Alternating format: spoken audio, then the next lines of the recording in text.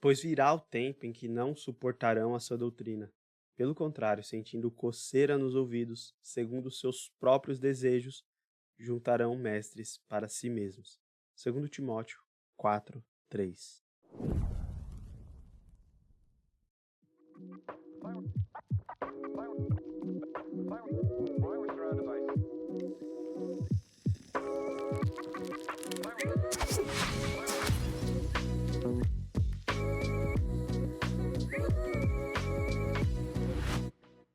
Fala Flecha, sejam bem-vindos ao primeiro episódio da terceira temporada do Flecha Podcast. Nessa temporada, como você já deve estar sabendo, né, por acompanhar nosso Instagram, o tema é Igreja Saudável e vai ser dividido em 3 fases, que serão deformação, desintoxicação e cura. E nessa fase de deformação, que é essa agora, né, vamos lá, vamos refletir sobre as distorções do evangelho e da vida de igreja que nós encontramos em nosso contexto, principalmente de igreja brasileira, né? Essa deformação, ela vai ocorrer quando culturas, crenças, ensinos e práticas são modificados ou introduzidos na vida da igreja, de modo que faz com que ela se desvie dos fundamentos históricos e bíblicos da fé cristã, levando assim uma versão alterada do cristianismo que não reflete em nada com o que a gente aprende na Bíblia, com Jesus, com os evangelhos, enfim, né? E para iniciar essa fase de deformação, explanando o tema assim de forma geral, eu quero conversar com vocês sobre a diluição do evangelho. E o que significa essa diluição do evangelho? Eu quero exemplificar falando de algo que a maioria dos ouvintes devem gostar, e se não gosta, já está errado por aí, né? O exemplo que eu quero dar é sobre o café. Porque assim como aquele café forte, concentrado que acorda até morto, o evangelho é uma mensagem forte que traz vida e vida em abundância.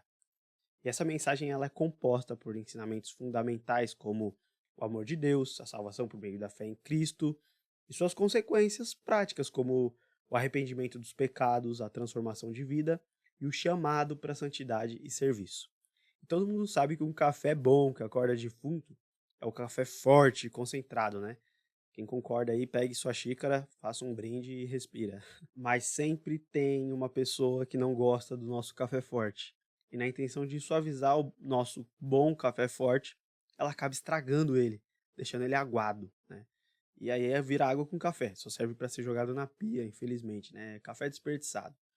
E do mesmo modo que a gente coloca água no café com a intenção de suavizar o sabor, e a gente acaba estragando a essência daquele bom café, o evangelho pode também ser diluído, quando sua mensagem central e desdobramentos práticos são modificados ou atenuados para ficarem mais leves ou menos desafiadores para o nosso contexto atual.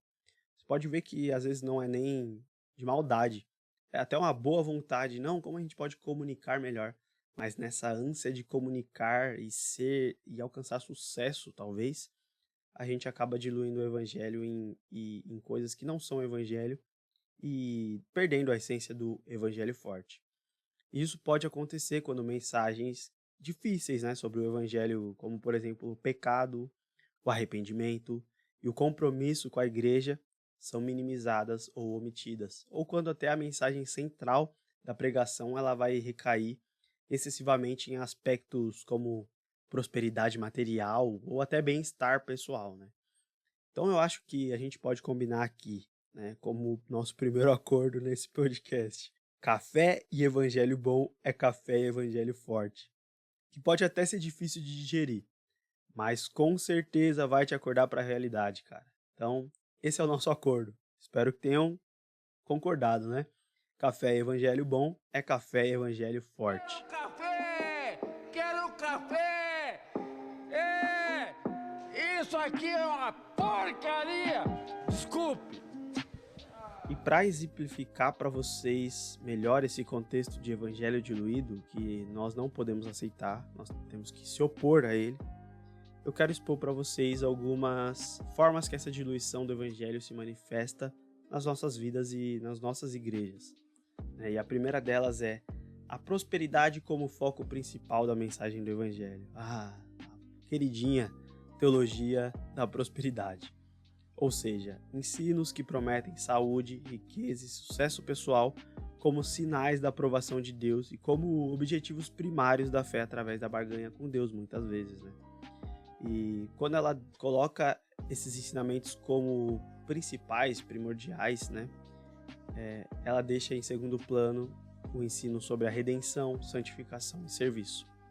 E no contexto brasileiro, a teologia da prosperidade ganhou bastante espaço em várias igrejas, principalmente nas neopentecostais, né, mas também se infiltrou muito em outras denominações. E essa teologia ela enfatiza que a fé, em particular a fé positiva confessada, ou seja, o famoso eu determino, eu profetizo, eu declaro a vitória, é o meio pelo qual se alcança saúde, riqueza e sucesso. Nesse ensino, se você não possui sucesso nessas áreas, é porque sua fé pode estar com algum defeito, né? O que é lamentável, porque ela vai distorcer o evangelho de Cristo, que vai falar sobre tomar a própria cruz, servir aos outros e viver uma vida com modéstia. Dinheiro, venha! Money come here! Money come here! E o segundo exemplo de diluição do evangelho é o evangelho da autoajuda, ou teologia da prosperidade afetiva, ou também a teologia do coaching, né? Você chama como quiser essa aberração, só não leva para sua igreja. Mas enfim, o evangelho da autoajuda, ele nada mais é que uma redução da mensagem do evangelho a um guia de autoajuda, que ignora a necessidade de arrependimento e a transformação espiritual daquele que escuta e recebe a mensagem. E nesse tipo de diluição, muito parecido com o nosso primeiro tópico, né? O foco predominante da pregação vai ser a fé como meio de te motivar a alcançar o sucesso e a satisfação individual. E embora existam elementos do cristianismo que possam sim contribuir para o bem-estar pessoal, a redução do evangelho a uma ferramenta de autoajuda pode desviar o evangelho de forma significativa do seu conteúdo central. Sim, é uma linha tênue entre o evangelho puro e essa diluição. E você pode estar se perguntando como é que eu posso identificar essa diluição, e para isso eu vou dar alguns exemplos práticos aqui. Vamos lá.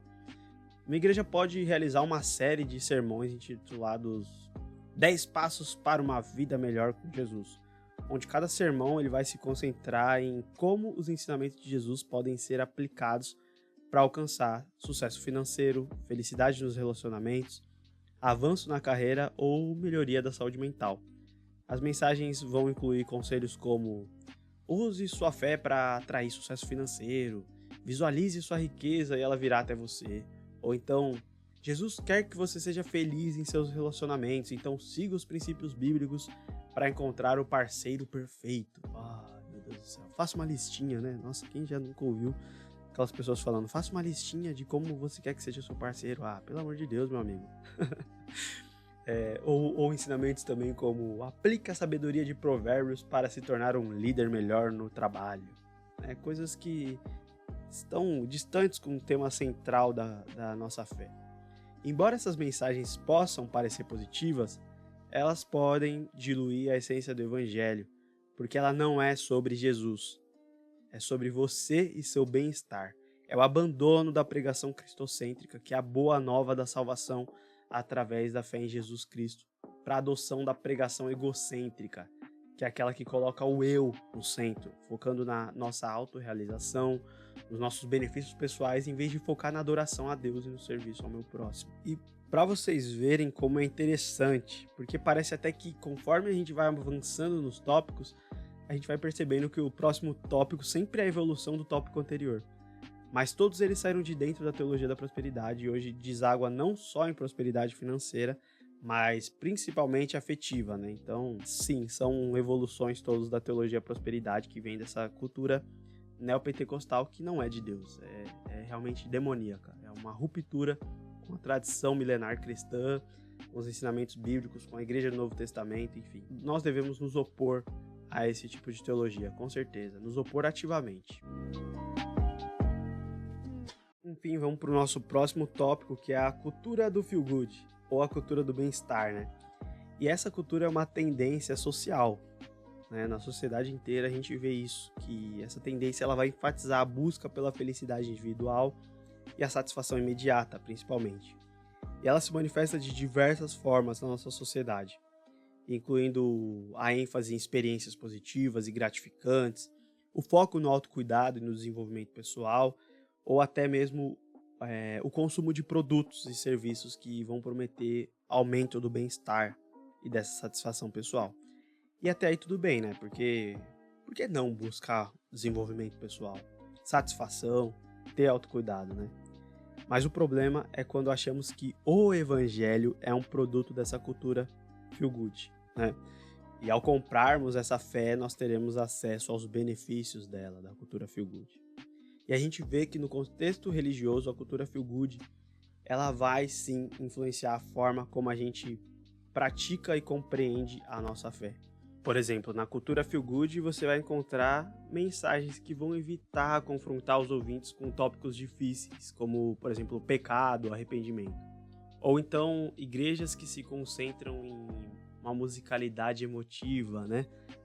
Um emocionalismo exacerbado e experiências de culto projetadas mesmo para evocar emoção positiva, né? Aquele chororô, aquele arrepio, aquela coisa toda que a gente vê no Crente Aranha.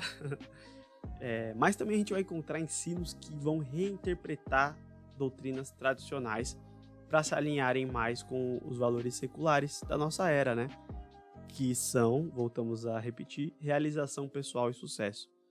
E como eu disse lá em cima, cara, até pode haver aspectos positivos na promoção do bem-estar e da felicidade, por que não?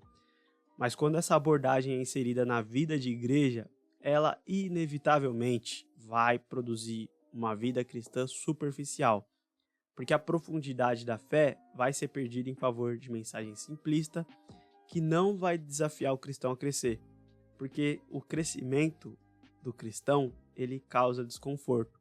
E a gente não quer causar desconforto para o nosso cristão leite com pera, né?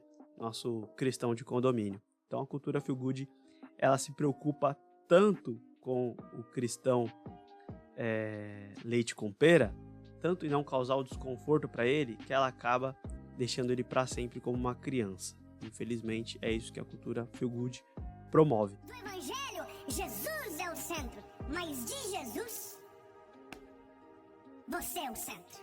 E a última forma de diluição do evangelho é bem polêmica, mas eu não podia deixar de trazer isso aqui, que é o evangelho com enfoque no entretenimento. Nas igrejas hoje é um fenômeno que pode ser muito observado em diversas comunidades religiosas, especialmente naquelas que querem atrair e reter fiéis em um contexto cultural cada vez mais voltado para o consumo de entretenimento, tiktokização, será que essa palavra existe? Não sei, mas eu vou falar mesmo assim.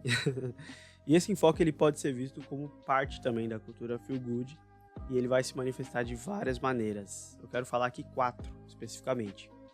A primeira é a produção de cultos. As igrejas adotando o enfoque no entretenimento, elas muitas vezes vão investir em tecnologia e produção de alta qualidade para o seu serviço, incluindo sistema de som, iluminação avançado, telas grandes para projeção visual e até mesmo elementos teatrais, né?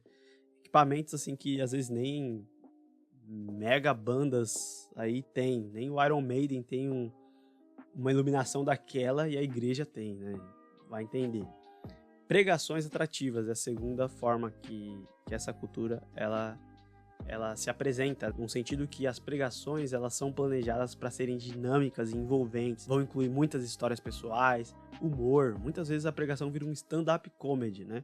E no fim de tudo, a pregação vai se assemelhar mais a uma palestra motivacional do que sermão que você escuta na igreja tradicionalmente.